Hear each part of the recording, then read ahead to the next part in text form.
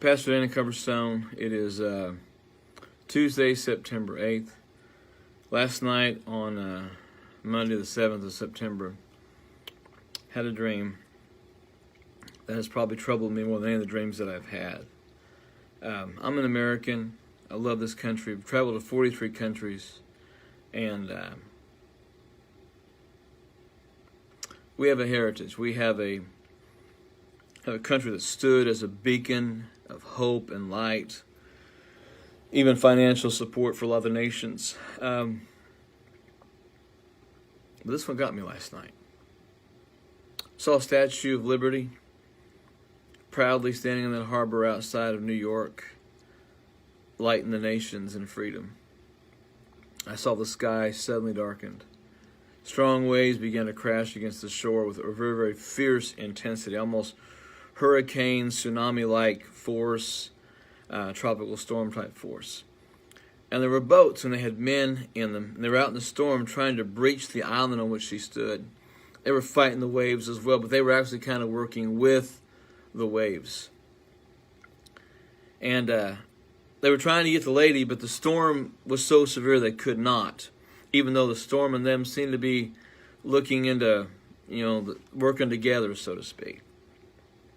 I saw the torch in her hand. It was flashing, being struck by lightning. Pieces of rock and debris were being thrown at her with brute force. And she was, even though she had her torch, she was an immovable statue. I saw her watching and looking around about her to kind of see where the attacks were coming from. So she knew they were there, but she would not move. Feet were stuck on that pedestal. The rocks and the stuff, the debris that was being thrown at her, had caused some gashes, had caused some cuts on her neck. Round about her heart, I could see there was blood coming out, like she not necessarily had been shot, but something had tried, like the debris in the rock had either pierced her or had left a jagged edge and cut something. I saw that 3 of the spines on the crown on her head, I don't think necessarily it's a crown, but it had some spines that were pointing out. 3 of them. 3 of those spines on her crown had been broken off and was leaving a very, very jagged edge.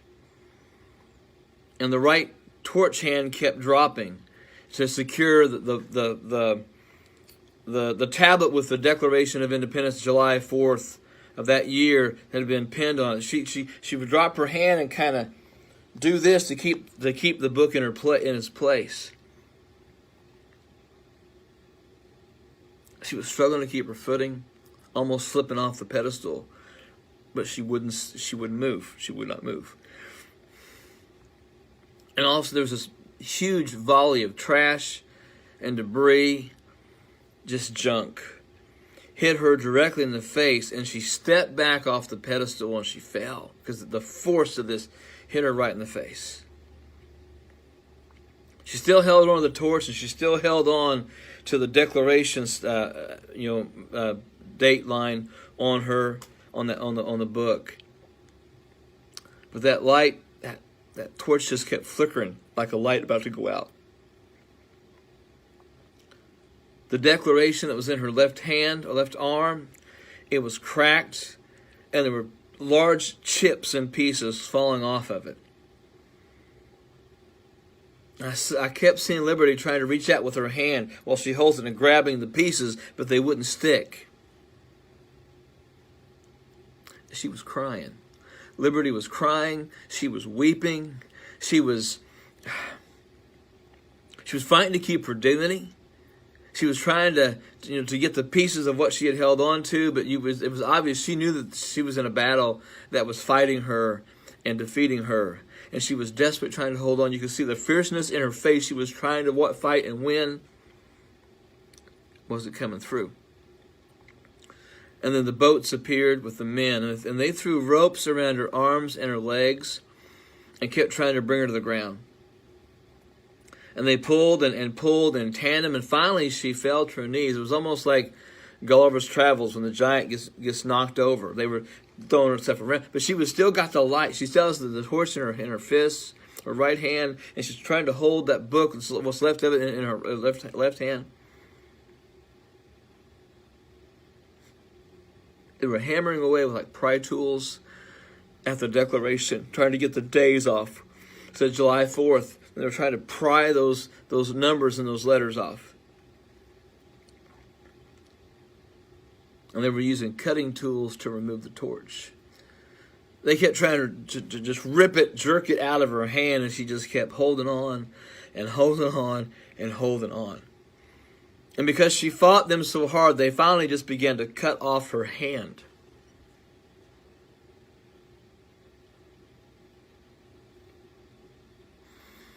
They tied her other hand behind her back.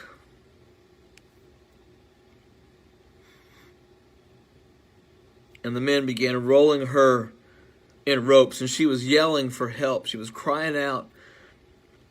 It wasn't a desperate cry. It was a cry for those who were listening to come to her defense. All those nations that she had helped for so many years, and nobody would come. And they took a large banner of fabric. It was black and smoky gray, kind of all together. Black and smoky gray banner of fabric. And they covered her face with it. They just kept wrapping and wrapping, almost like a mummy would think. They just kept wrapping and wrapping and wrapping until you could barely see her eyes and the jagged spines of some of the the crown. Then they took an anchor chain and they wrapped it around her neck, and they asked her if she had any last words.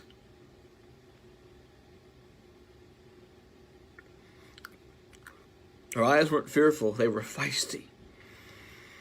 They were fitful. There was this angry resolve in her face that she said nothing.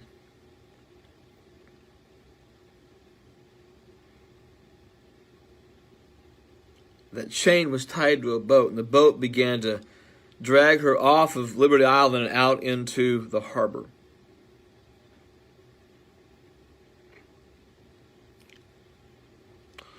When they got her into the sea, the boat began to pull very quickly.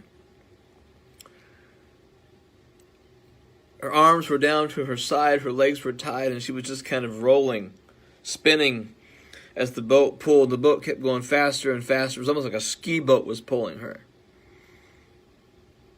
She kept twisting back and forth, but she was being pulled by the boat, and eventually lost all the strength that she had. The banner had come off of her mouth, but she wasn't saying anything. When the boat slowed,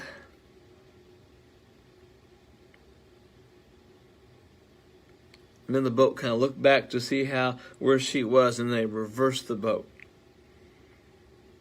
They reversed the boat and went backwards and ran over her. See that body bouncing and bleeding in the harbor. She took a breath and she went under. She came back up a minute later, and then she did the same thing again. When she came up the next time, the boat accelerated forward, hit her square on the face as she went down.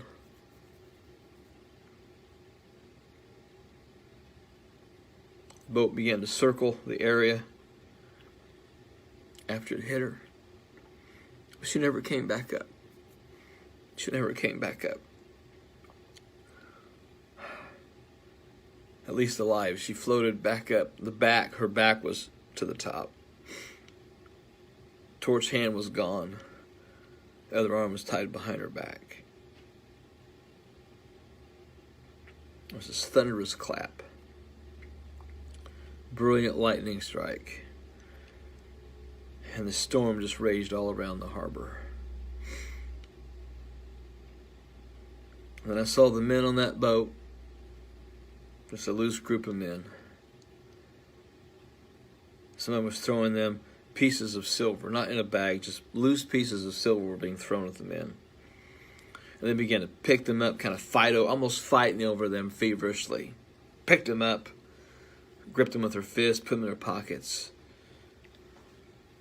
sat down in the seat, drove away. Almost like, okay, our job here is done.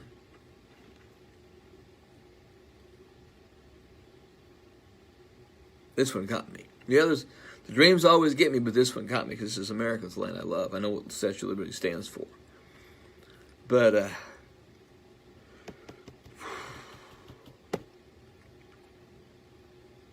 I love our country. Travel enough to know that we got a lot of good here. I know what most Americans think about this country, but I also know that a lot of people, they hate it, and don't even really know why they hate it. And I'm talking about the protests and the defund the police groups and any movement that wants to shred the Constitution. And I may get a little political here, and I don't care. What I saw has impacted me last night. I lost a lot of sleep last night. I woke up about 2:15. I've been able to get to sleep ever since. The dream going through my mind very, very much. Believers, we need to pray for our country. We know eventually it can't last forever. I know that. You know that. We all know that. My hope, my prayer was that this nation would last long after me so that my kids and my grandkids would understand how much this country has done for people, its people, and for the nations and for those that come. But I ask you to pray for America. I ask you to pray for our elected officials. Silver, at the end of the dream, tells me something. Somebody is paying to see her go down.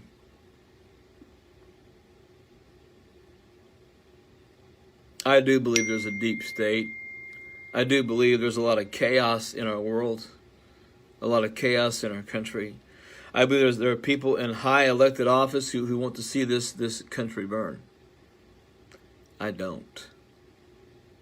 I want fire, but I want cause fire revival to hit.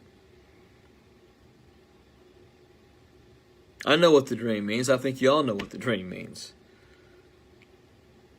Our country, our freedoms are under attack. And we have a responsibility to occupy until He comes, to seek His face, to pray, and to trust.